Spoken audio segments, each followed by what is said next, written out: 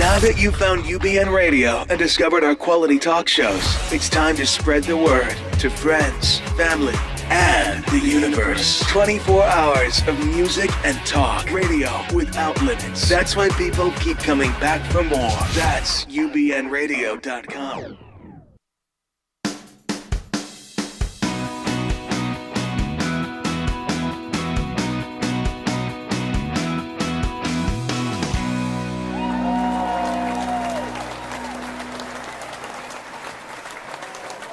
Welcome to Richard Listens.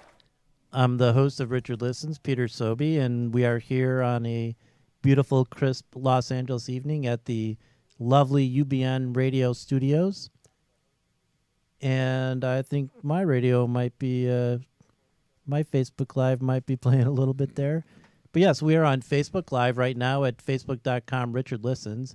And even though we are sharing it on some of our personal pages, like you might see it on my Peter Sobey page, and you might see it on Richard Olberger's page, or you might see it on Wendy Rosenthal's page. Whoops, the cat's a little bit out of the bag. Make sure to go listen to it at facebook.com/RichardListens if you want to make a comment or like it, or let us know you're here, because we might just mention you on air. Already, Alara Mills has joined us. Pretty exciting. But before I keep talking even further, let me bring on air here the man of Richard Listens, sports psychologist extraordinaire, Dr. Richard Olberger.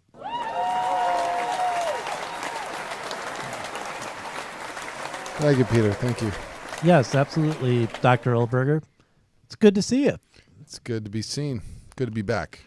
Yes, good to be back, because you had a very special trip to Portland. We're just going to go right there. I think so. Just what else right is there there to go to? Because, we do, I will say we have a very exciting show, Yes. very jam-packed full of a lot of great stuff. I know we teased a lot the last show about there being a surprise this show.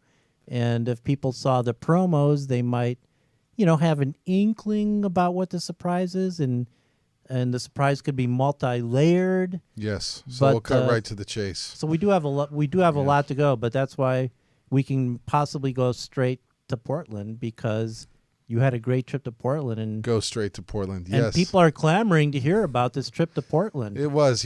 Some great. My Sagittarius inspiration. I don't know. How it came to me, but our guest partially helped facilitate this journey. So I hope it'll get tied into their story later. But part of my birthday present to myself, and part of the blog I wrote on Richard Listens' page about dealing with the holidays, some of the post-election blues, was create an opportunity, create a connection, meet up with one of my, I'll call him a Maccabees teammate, even though I'm technically an alternate, and he's hopefully I'm pulling for you, David. Get the captain. He deserves it. So went to visit a teammate up in Portland, gave myself a birthday present, had an amazing time, and got to tour the Adidas facility. And Wow. yes, and meet with a fabulous director of their women's apparel up there. Thanks to our guests. We won't fully. I'm holding back. So yes, so it was an amazing journey to see how integrated in the community sports is up there, development, and to get inside, see the Trailblazers play, see how passionate their fans are. This is amazing on so many levels. So. And how was the Adidas campus? It's gorgeous, and I haven't seen the other campuses of other apparel lines up there, but to see how they're literally set in the community.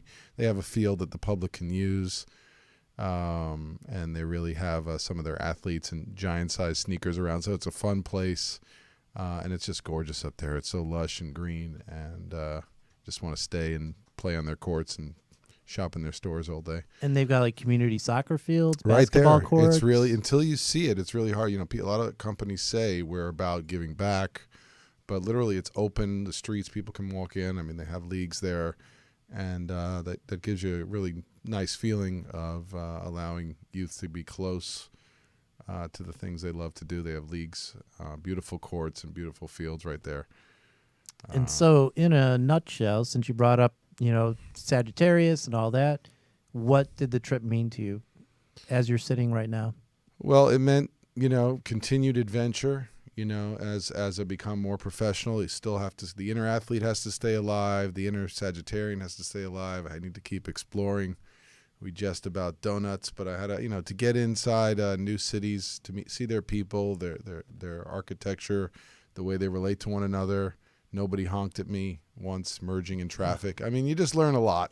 You learn a lot, and you come back home to L.A. and you go, it gives you a little bit of perspective, and maybe just makes me a little bit more patient with my own behavior. Some things that get contextualized by the environment you're in and becomes a status quo. So, and if I can bring that forward to the people I work with, to slow down, take a different vantage point, try something new, go see what's out, go see the amazing people that are out there, and make new connections. I mean, it's amazing when you get connected to amazing athletes. I got to keep score at a 8th grade tournament and see what on the Vancouver, Washington, and see just youth sports, and see parents, passionate grandparents out there.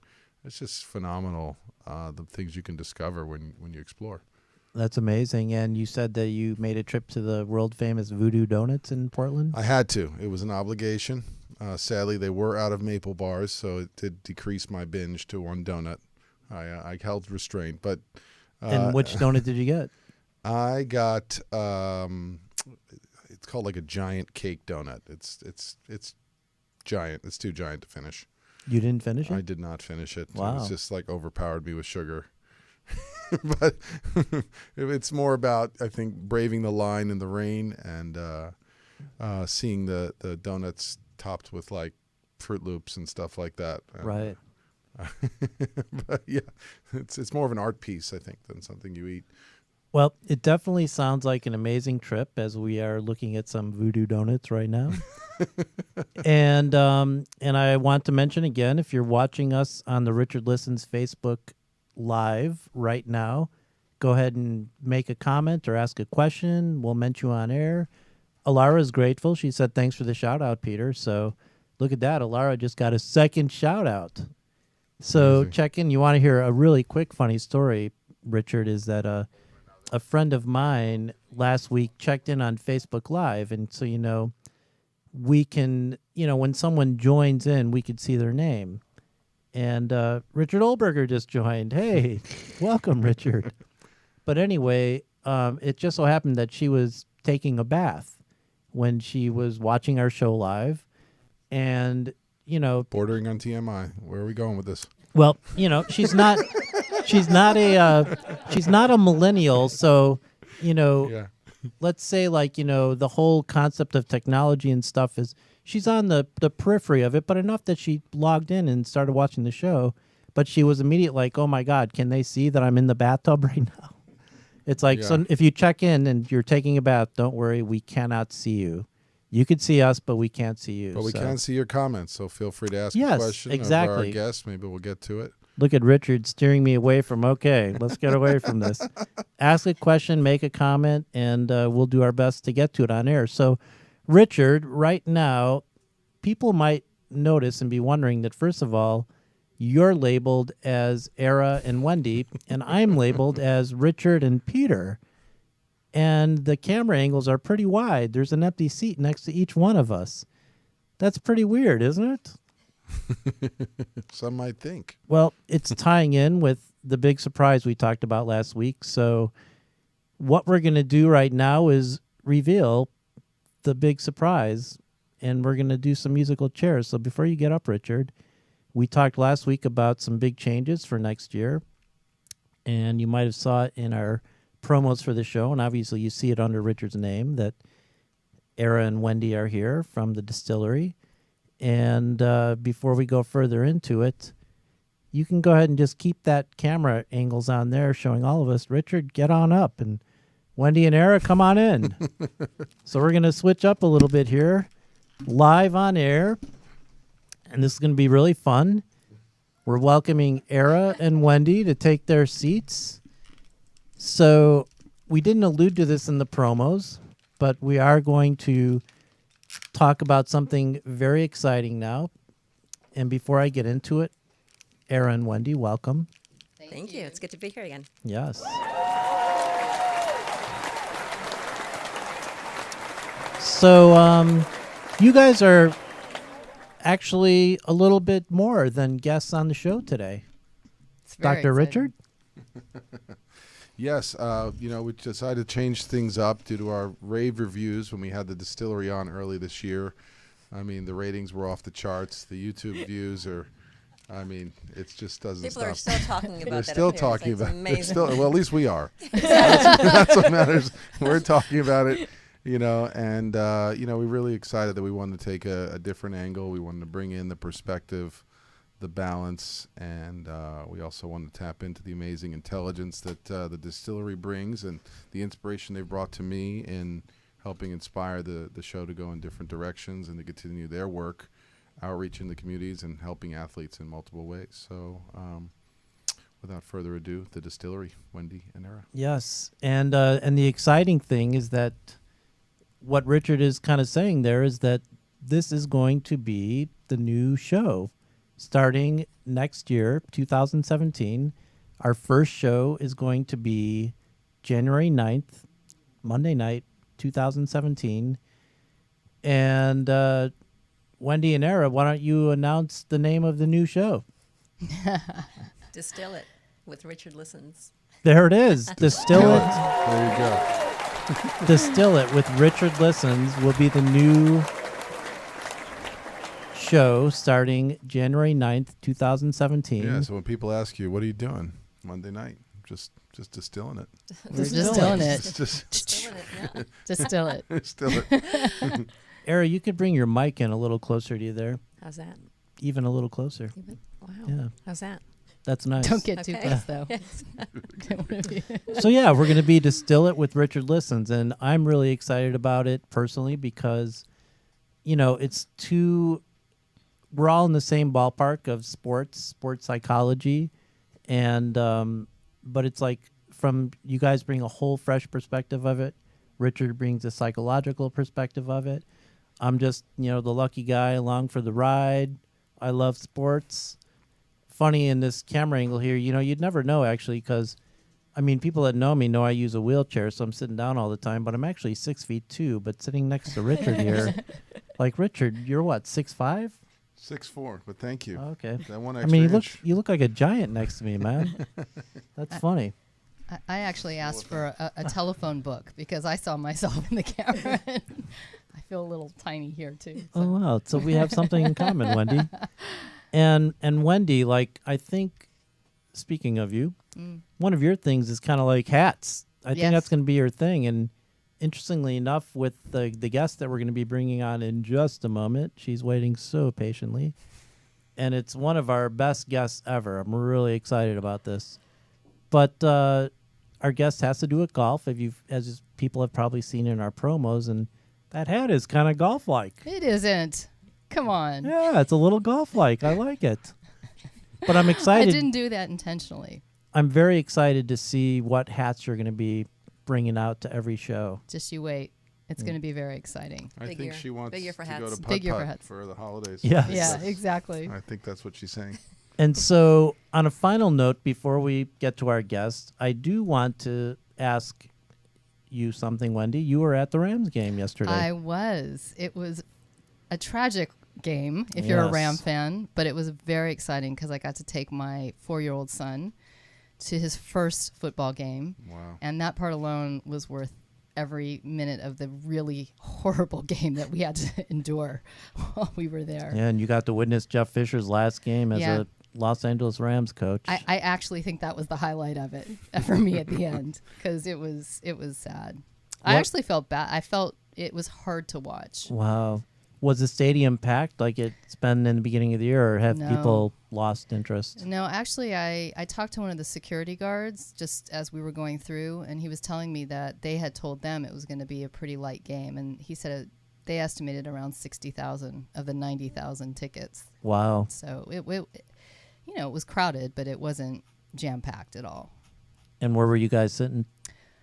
I have to say I had some pretty insane seats on the 50-yard line, about 30 rows Wow, up. amazing. Yeah, thanks. I need to shout out to my dad. Thanks, Dad. Yeah, give him Wow. a shout out. It was pretty That's awesome. how Wendy's dad distills it right yeah, there. right there. No, but first of all, I have to say this, no matter how they play, we have a team in Los Angeles and we have the opportunity to actually go see them play. And so that alone for me is after I was telling the team tonight that, it was 20 years ago that I went to my last Raiders game here. And, just to be able to say I can go to a football game in Los Angeles is awesome. Besides a college game, of course, go Trojans. And by the way. Totally. And we might be getting another team next year. That's crazy. The Chargers. Oh, they're still talking about it. Oh, yeah. It's like high talk right now that we might get the Chargers. Well, I would, there's nothing like a live sporting event. And it doesn't matter what it is, even high school football. And it just to see the look of my 4-year-old's face when the players ran onto the field and, getting to sit there with a box of, guess what? What? Donut. No way. Oh, they sell donuts there? Oh, my gosh. I have to tell you this very quick story. Please. He was wanting some kind of treat the whole way along.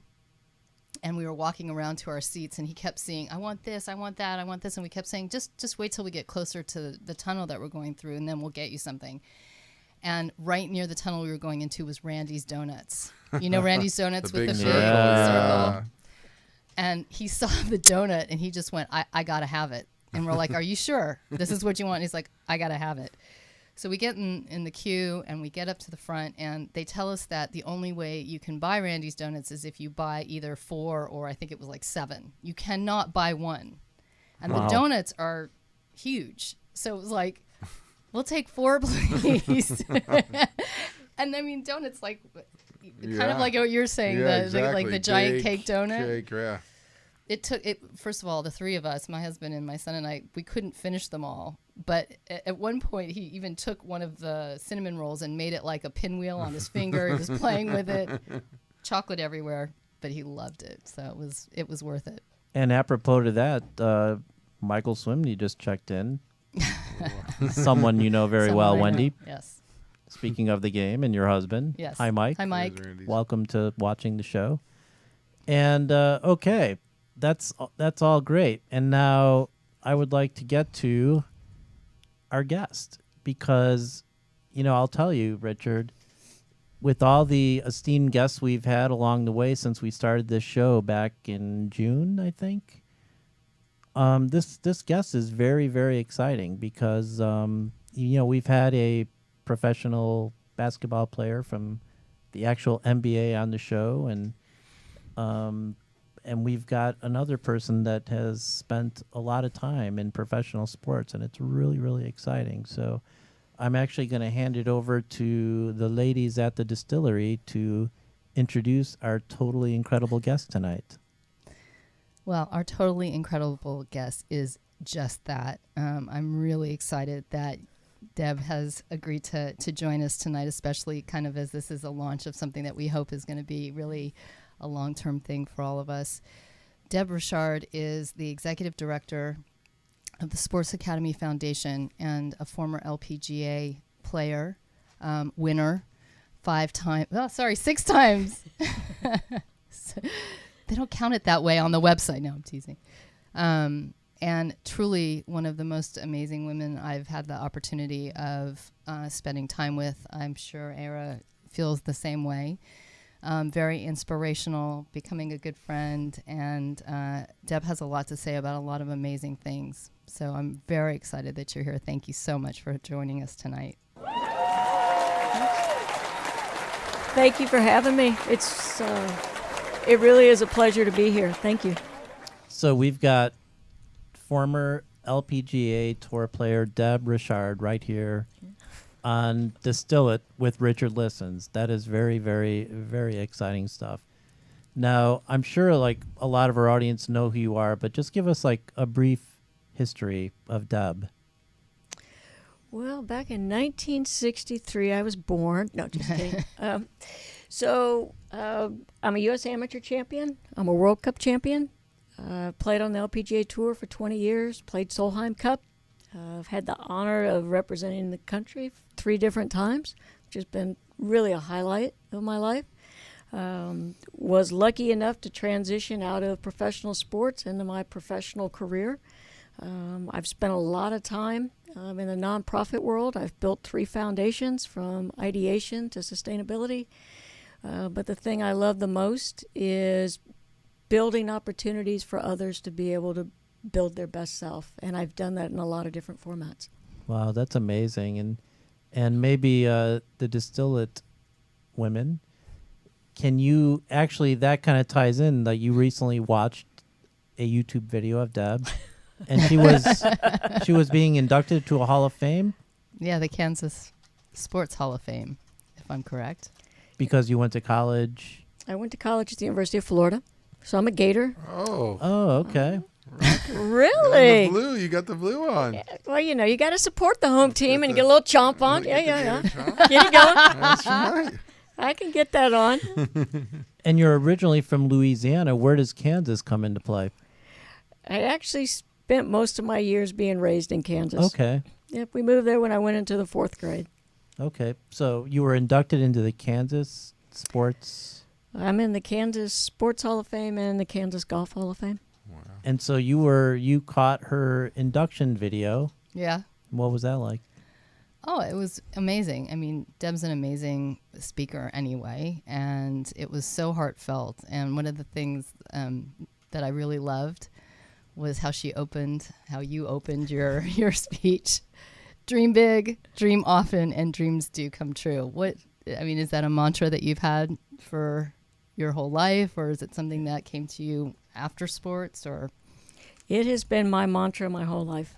You know, I grew up in a small town in Manhattan, Kansas. My dad's physics professor at Kansas State University. And you wouldn't think a girl growing up in Kansas would go on to join the LPGA Tour or play golf at all. You know, my first sports were I quarterbacked a girls' flag football team. I played shortstop, third base on a traveling softball team. And I played point guard in basketball. And then along comes this stupid game of golf. I get introduced to it, and I hated it. I really, really hated it. I had such good hand-eye coordination, and golf was such a departure of that, and I thought I was horrible. And so as you can imagine, as an 11-year-old girl, I have the confidence of I could take on the Rock of Gibraltar, let's go. And now I've got this game of golf, ball sitting on a tee, stationary, just taunting me. I'm like, no, I don't want anything to do with this. Wasn't very good at it. Wow. And I had a really cool experience happen. So we took it up as the family sport. And so that would be our weekend outing together. And it became drudgery for me. I'm like, this is just not fun. And so my parents said, well, we should get you some golf lessons. Let's make it a little more fun. So I joined the junior team or whatever at the country club, and I'm getting lessons. I'm still not very good. So one day my dad comes home. We're sitting down at the dinner table, and he says, had an interesting conversation with the teaching pro at the club today, Ron. And I said, really? He said, yeah, he wants to teach you how to play the game. I said, well, that's kind of cool. He said, yeah, in fact, he said, I'd love to teach you how to play. I won't charge you to teach Deb how to play, but there's only one condition. It has to be because Deb wants to do it. So my dad's telling me this, and I'm thinking, this is the coolest thing I've ever heard. And I said, I'm all in.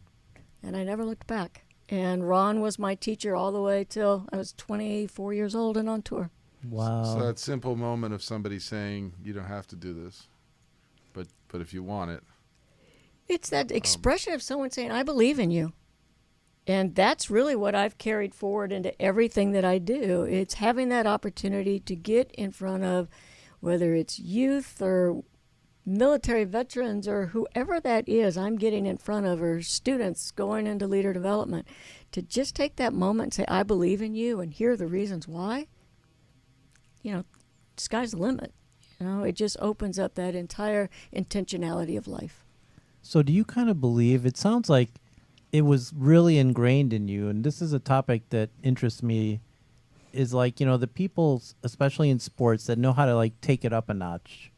You know, like when you're competitive like that, is that something that is inside of you and it's inside of everyone, but you just have to know how to get it out? Or how do you motivate people to find that inside of them and get it out and compete on the next level? I think it depends on what they're competing in. I really believe that. I do think athletes that go on to elite levels have a special internal X factor that they at an early age are able to tap into. And I think they know how to exercise that. But I also believe that everybody has a gift to give. So how do you discover that? How do you put somebody on that journey to discover what is the gift that I have to give to the world, and how do I incite that?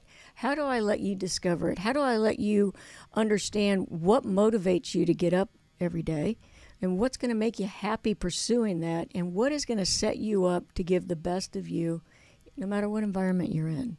And a lot of that, to me, resonates back. How do you find your authentic self? Yeah. You know, when Ron came to your dad and said, you know, I see something in you, you were doing so many other sports. And did you not have coaches that believed in you in those sports? That what was it about his belief in you for golf that kind of made you go, okay, that's it, especially when you're struggling with something up front and it's not flowing or being, you know, as natural as you were in the other sports? I think because everything else really was easy. And this was something I didn't think I was good at all. And he saw something in me I didn't see in myself. And it was like, that was a trigger for me. It was like, you see something I don't see, I want to chase that. I want to see what that is.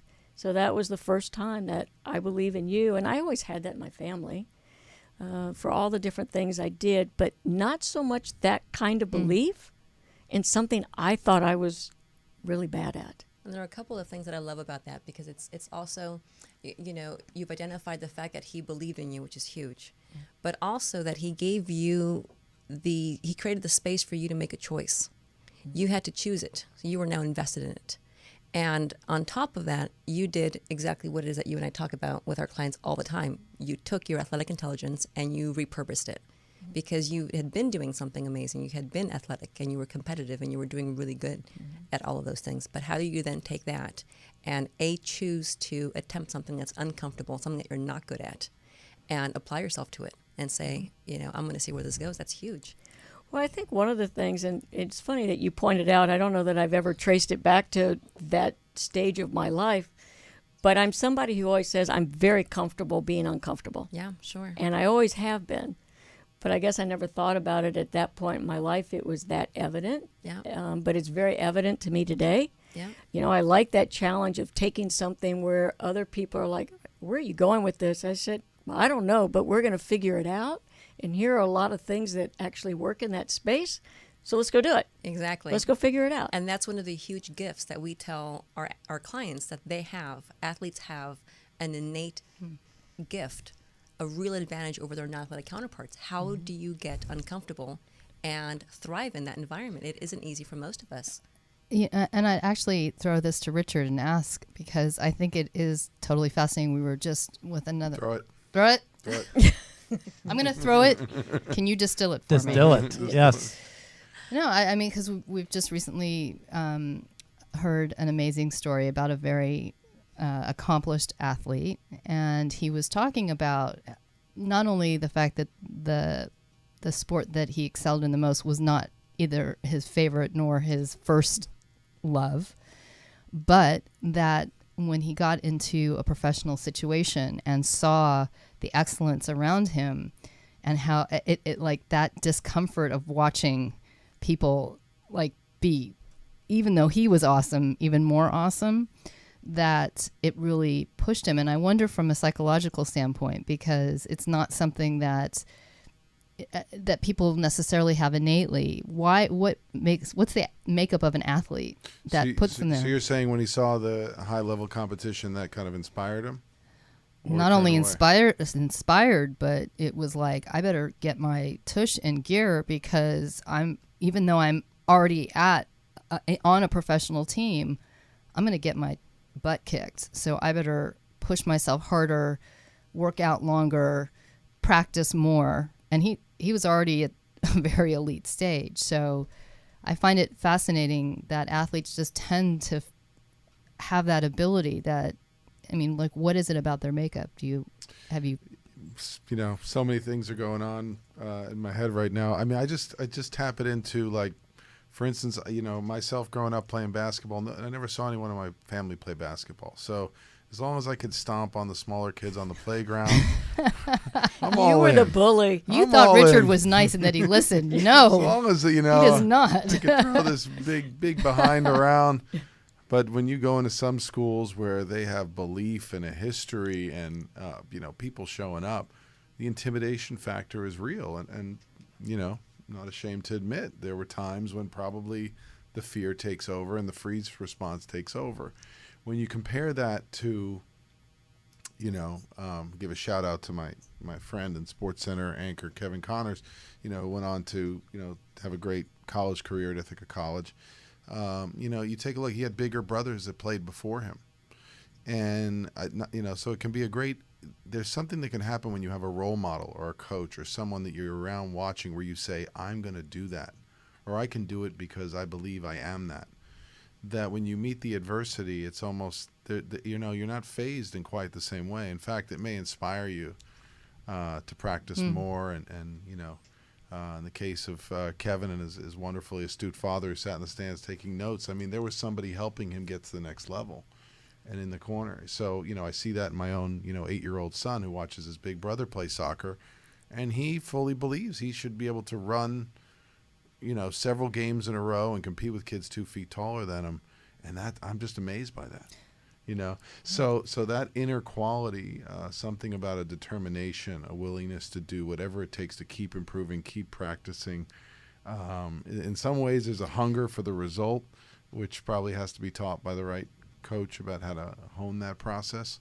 So I'm not sure if that's your exact quality, but there is, Well, no, I was not just saying everybody has a sibling who's a great athlete, but right. But I find it fascinating that in your makeup, Deb, you were like, okay, I saw a glimmer of somebody saw a glimmer of something in me, despite the fact that this isn't something I'm good at. Like, I love what Eira was asking. I love it in that, and is that at the moment that she had decided, I don't enjoy this, right? So you're an athlete and you're doing something, you don't enjoy it. And so there is this cognitive dissonance. Like, why am I doing something if I don't enjoy it, right? Like, is it what the family does? Like, I get I'm good at sports, but this doesn't mix. Mm-hmm. And then this moment for, we even say it in spiritual teaching, right? A teacher appears, somebody who's going, right? The real teaching is choice.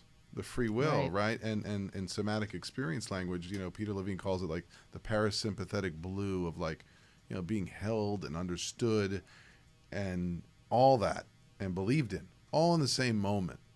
It's also the blue sweater. It's all resonating right now. It just taps into this like, yeah, I'm willing to help you grow. And all of a sudden that light bulb goes off of, yeah, I want to grow with the teacher. And so it's amazing that you had all that skill and athletic talent already behind it, but it's like the relationship. Sometimes the relationship helps inspire the growth in sport. I know for myself, meeting a college basketball coach in ninth grade at camp who sat out there and just working on my free throws, it might as well have been the greatest gift I ever got. Somebody who's willing to spend his free time and sit there with me, and the attention, the love, the care. It's like you just awoke a life full of basketball, So, which kind of ties into the topic of empowerment through sport, and we're talking about kids and our own experiences and what inspired us and stuff. And sometimes all it takes is for an adult to tell a youth that, hey, you can go for it, or you got something, and that kind of ties in, Deb, with what you're doing at the Sports Academy. So I definitely want to talk about that, but first, Wendy and Eira, tell us a little bit about how you met Deb through the Sports Academy, and then I want to hear what you guys are doing over there and kind of guiding the youth, because that's such an important thing. Love to. So, a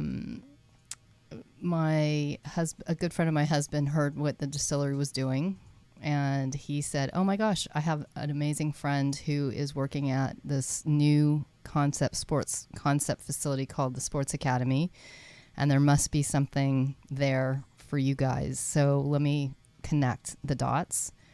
And so Jason was very kind to take a meeting with us, and we headed over Did they have Randy's Donuts there? Is that what the something was? Or was They it- definitely or- do not have Randy's No, Donuts not at the at Sports all. Academy. No. Okay, no. No. Okay, wrong direction. So Good try. yeah. We always like donut talk, so it's right there below sports talk.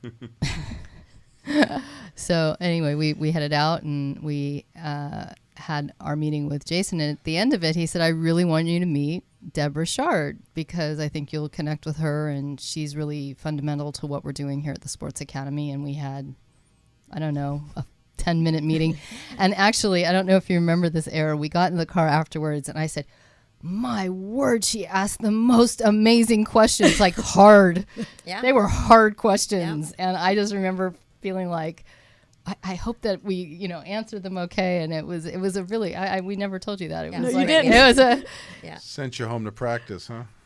well, when you're starting a business, like we're in the midst of starting a business, actually you really appreciate somebody who's not going to just go, "Oh, it's so great. We really love the concept." And then they don't challenge you because you can't get better. Kind of what we were just talking about. You can't get better unless you're challenged. And Deb threw some really good ones out there. I never realized I was the inquisitor. You were. You were. You still are. You still are. Well, I know now I am, but I didn't realize that day I was. Yeah, it was great. And Now that's who's the bully? Easy there. and that's a lot why, Deb, you're such an amazing guest for us as well, because besides being a former professional athlete, we talk a lot about athletes transitioning to new careers on the show.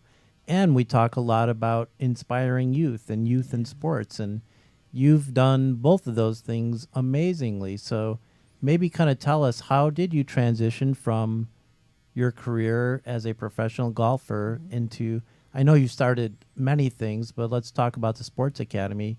How did you transition from being a golfer? I guess start there. How was that transitioning from, my LPGA days are behind me now? It was hard. You've built this whole dream and this whole life, and you're living it. And I spent 20 years on tour, so it was a long journey. But you always know somewhere in the back of your mind, and I'd always said this from when I first joined the tour, that I wasn't going to be one of those players that just hung on and hung on and hung on. To me, it was about, I needed to know I could win. And if I stopped having that feeling that I thought I could win, I would stop. And it is amazing how clear that moment came. I knew it. Wow. And I just said, that's it, I'm done. And a lot of it, my timetable got pushed forward because I had a lot of injuries, I had surgeries, and I couldn't practice the way I knew I needed to practice in order to win. So that helped with the clarity. In a frustrating way, but it helped with the clarity. So I knew. And the irony of it, it happened at the event where I won my first event on tour. Wow. And you talk about having a full circle experience. This is so tying into Sports Academy. You have no idea. But it was that full circle experience of my first win changed the trajectory of my life, and not because I won. We were talking about this earlier, that professional athletes are in an unbelievable position. It's such a gift to be a professional athlete. But sometimes when you're young and you're on that journey, I joined the tour at 22. Wow. So I was just a kid. I was fresh out of college, and I had so many cool things that had happened to me prior to that. So, my whole thing was golf. I'd won the AM, I won the World Cup, my college team just won nationals. I get my tour card. Go Gators. Go Gators. Yeah. Yeah. First national championship, by the way, yes. That's a story for another show. It's a really good story, too. But anyway, Love a so Gator nostalgia show yes, coming in the future. we'll just call it the Chomp. It'll be the Chomp. Distill it. And then Distill chomp it. Chomp And then Chomp it. There it is. There it is. Bring up the blue and orange. Yes, that's it. So Get Steve Spurrier on here. that would be a talkative show. That would be a talkative one. So you go out on tour, and I'm all about golf, and that's been my whole life, and I'm pursuing it, I'm chasing it. So I get my first tour win in Rochester, New York. It's my second year on tour. And after the win, the tournament asked me to come back and visit the charity. So all professional golf tournaments have a nonprofit associated with them. They're all nonprofit events. So I said, of course, I'd love to come back. And their charity happened to be 2 summer camps for disabled kids. And I said, this is going to be great. I'd love it. So I fly back to Rochester and visit their 2 camps. It's Sunshine Camp and Camp Hakama. And when I go to Sunshine Camp, it's a collection of kids 8 to 11 years old. They're there for 2 weeks. And they all gather together, and they've made signs, and they've got balloons. They wrote me a song. They got all this stuff going on. It's amazing. And there's this little girl in the front row holding on to flowers for me. And they get done with all the songs, and I wanted to get down to her eye level, so I squat down, and she comes walking towards me with the flowers. And she tries to hand them to me, and her hands are just shaking. And so I give her a hug. And it was the most fragile child I'd ever held in my life. And she gives me the flowers, and she walks away, and that's the day. So I'm going to fast forward. So every defending champion of a golf tournament has to go back to the event to do a media day about a month prior to the event. So the tournament organizers come to see me in Nashville, which is about 2 months before. Say, Deb, we're preparing for media day. It was your first win on tour. What has been that ongoing biggest thing that's resonated with you? The dream came true. You're now a tour winner. What is it that was the most special thing you remember? I said, my answer is really going to surprise you. I said it was meeting the little girl at Sunshine Camp.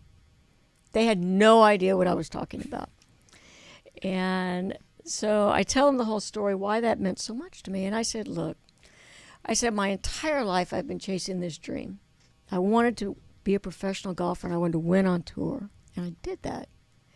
And everything that happens inside the ropes, it's so intensely personal because it's my sacrifice, it's all my hard work. Even though I'm doing it in front of thousands of people, it's really personal.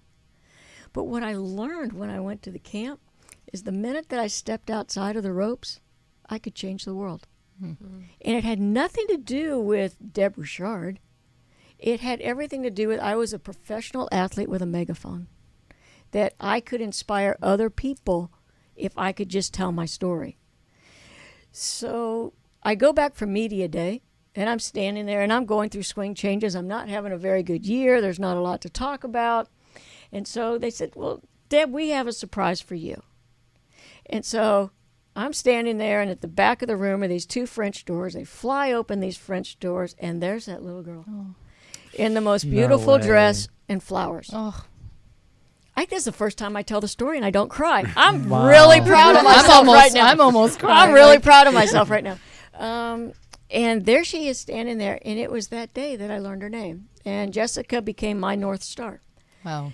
And so she became the guiding light. We became really, really good friends. That year I defended, so I'm walking up the 18th fairway on Sunday, and I'm not in contention or anything, but I have Jessica walk up the 18th fairway with me. Wow. And so it was really funny because I got my playing partners with me, and I'm like, go ahead. And we all stopped. And we just let her walk up to the green, and the crowd just goes nuts. And I said, this is what it's all about. This is really cool because she's having that moment. And we became really good friends. And so I started Debra Shard Foundation, which was the first nonprofit that I did, and did $25,000 scholarships for physically challenged kids. And it was to go to the university of their choice, and it was to pay for all the things that other scholarships wouldn't pay for. And the really cool part of the story is Jessica became the first recipient. Oh, wow. And that is so awesome. Where'd she go to college? She went to, she was in, oh my gosh, I can't believe this. I threw a stumper. I'm you sorry. You did throw. She was in Erie, Pennsylvania, and I don't know the name. It was a small college. Oh, okay. But she was in Erie. But we ended up putting a lot of kids through the program, and it's now endowed at University of Florida. And your husband, Mike, says, I knew I liked you the first time we met. We shared June 13th as our birthday. No. You're third. I'm on the 3rd. Oh, it's so clever. But we are Geminis. Okay, Since we did get to the horoscope stuff early in the show. And a little shout out, Robert Glassenberg and Mikkel Brown is watching. They've checked into the show. Nice. So that's an amazing story. And then that kind of led to Sports Academy. Not really, but I'll get there. Okay. I know, I'll get there. No. Through all the nonprofit work that I did, obviously I've met a lot of really fascinating people, very influential people that have had such a big impact in my world and in my life. One of the people who was one of my founding board members, a major donor to the second foundation that I did, which was Soaring with the Eagles Foundation, we built the leader development program for college freshmen. That's now housed at Kansas State University, Staley School of Leadership Studies. Shout out to them. But Chad was one of my founding board members, and I was looking for a new challenge, and Chad was starting this new venture out here called Sports Academy. I was living in Florida at the time. He's out here in the LA area doing this project, and he said, "You want to come check out what I'm doing?" I said, "I'd love to come and see what you're doing." And so I did, and I fell in love with the vision. The opportunity to build a multifaceted, sports-centric facility that had everything under the roof that I never had as a kid growing up. So we've got this 96,000 square foot facility where we offer every sport under the sun. And we do sports skills training as well. We have integrated sports medicine, sports performance training. We have sports psychology, mindset development. We have a learning center, close quarters defense and CQD, and personal protection. It all fits in this big umbrella of what we call full circle development. And when I talk about having our foster kids come in, or we have inner city youth come in, or our military veterans, we put them through this full circle program. And it is all about mind, body, and spirit. It's a very holistic approach to human development. And it really brings together all the different things I've done in my world. So I'm bringing together my sport. I'm bringing together the leader development pieces. I'm bringing together that work ethic and that training it takes to be an elite athlete. So how do you take all that great training and offer it to anybody?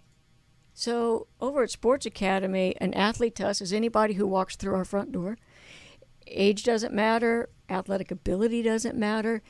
If you have a goal and you have a dream, let us help you get there. And we can do that. Wow, and that's so amazing. we individually design all our programming. Wow. And so, and now, Dr. Richard, this is something kind of close to your heart, but you guys, you do a lot with at-risk youth as well, correct? Like, talk about that for a second there, Dr. Richard. Are you referring to the Special Maccabees, or what are you referring to? Yeah, and that kind of is a thing that's close to you. Yeah, I mean, I spent 5 years working as a crisis responder for LA County, so I got to see a lot of foster homes and foster kids, and I've been fortunate to be handed off the opportunity. I was mentioning to Deb before the show about volunteering with the Special Maccabees the last few months, and getting to show up every Sunday and see these young adults show up who they just want an opportunity to practice. They just want a ball and a gym and to play with each other. And they will sit there and wait with so much patience. If one of them has not gotten a chance to shoot the ball, they will wait. And if he misses, they'll give him the ball back. And this showing up with their shirts every week, that identity that they're, part of a team. And that they're going to prepare for a game. And it's a beautiful thing to see for someone who's probably taken sports, too competitive on many an occasion, to step back and see that joy. And they'll hold each other's hand walking up to make sure they dribble in the same direction. I mean, it is, so much more teamwork, so much more communication, so much more love goes into the sport and the play. So thankful to be an opportunity to bring people who want to volunteer and give back and learn and give exposure to young middle school kids who'd like to volunteer, and bring in athletes if they want to come out. And it's amazing, their final game, they get to get a medal given to them, so they get the feeling of being special. Absolutely. I think it was one of the things when I first met Jessica, and I'm over at Sunshine Camp, and seeing simple joy. You lose that as your life gets busier and more hectic and crazy, especially in this digital age that we live in, where there's a lot of false reality. And then you get to engage with kids like that in its reality. Sure. You know, everything is felt. Everything is at an nth degree level of engagement that you see missing so much in society today. So we just had Special Olympics athletes at our facility playing volleyball. And it's that same thing. It's such simple joy in just that opportunity to get a serve over the net and what that means. And being able to, you know, have high fives and they all awesome appreciate way it, to right? go. Yeah, And simple success. yes, it is really, really cool experience. So those are the things that energize me. You know, those are the things that keep me grounded and keep me happy. It's being able to open those doors and let kids in there who otherwise would never have that opportunity. And that's what Sports Academy Foundation is about. It's about how do we give you an experience that you could never have. And the great thing about it is we don't do one and done experiences. We're there for the long haul. We're there for extended experiences. We really want them to be transformational experience. We really want to change lives because otherwise we could do more harm, you know, than good. And one of the things that I love so much in working with foster kids is that they have not had adults in their world that they can trust, that they can rely upon, that have been that steady influence, that can be positive. And when we brought all the kids in this summer and they were able to develop those one-on-one coaching experiences with our coaches at Sports Academy, the bonding that happened and the transformational experience that happened with them is phenomenal. So we have so many cool success stories coming in just a short amount of time, just in our ability to create relationships for kids that otherwise don't have them. And that, I think that's the beautiful thing about sports. I just want to add, like, one of the things and one of the reasons why we're so excited to be here is because sports is like a 360-degree view of life. You know, like it can represent so many different aspects. And, you know, just to say that as a foundation that sports can give kids that kind of transformational experience, it's amazing, especially given how you started your career in golf, that somebody said something to you. It's just in that moment, it's amazing. And now you could be there for these kids that might not get that voice. And one of our watchers, AJ Collier, says it's a great topic and that our nation needs something like this to be inspired. So maybe this will start a ground roots thing to get our nation inspired to, I mean, kids are our future. I don't want to sound, you know, redundant or typical, but, you know, children are our future, and it's incredible what you're doing there. And we've only got a couple minutes left, like literally 2 minutes, but really quick, can you let people know how to get a hold of you guys there at the Sports Academy? And you guys also work with like really high level athletes as well, right? We work with some really awesome athletes, but one of the things that we offer, and we call it Train Like a Pro, and it's the opportunity for anybody to come in and have that same experience that the professional athletes have when they come in.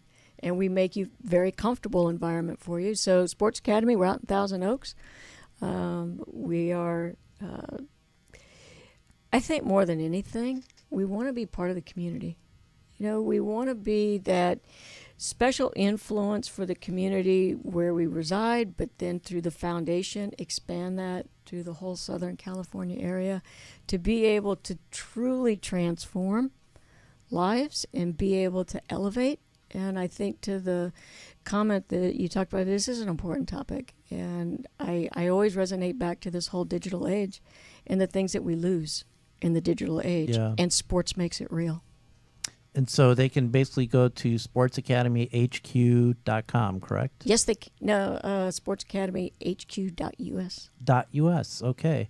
So we need to wrap up here. Debra Shard, you've been an amazing guest. Thank you for being on our show. Thank you for having me. I've had a blast. That went by way too fast. Way It too did. fast. It There's so always much goes more I want fast, to talk so- about. I have so many questions. There is so much more, but this is our last show of the year, and we will officially be back next year on January 9th, Monday night, for Distill It with Richard Listens.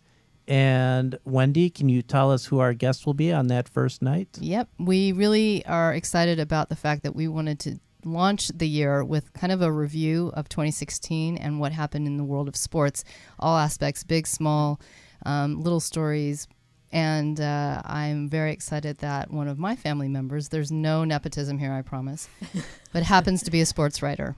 And as recently as CBSSports.com, and we want to invite him on to help us kind of do the review. And his name is David Rosenthal, and we're very excited that he'll be here with us next year. And we're and excited. Thank you to you guys for allowing us to join your amazing show. Yes, we're so excited for the new year. And so, Richard, maybe sign us off with a happy holidays and a happy new year, and we'll see you next year. Eat donuts in moderation. Watch a lot of football. Watch a lot of other football. Sports. Embrace family. Embrace change. Think about ways to give back and make yourself healthy in the new year and come out repurposed and distill it with us in the new year. Please. We'll see you Keep next listening. year. Thank you. Thank you. Bye. Bye.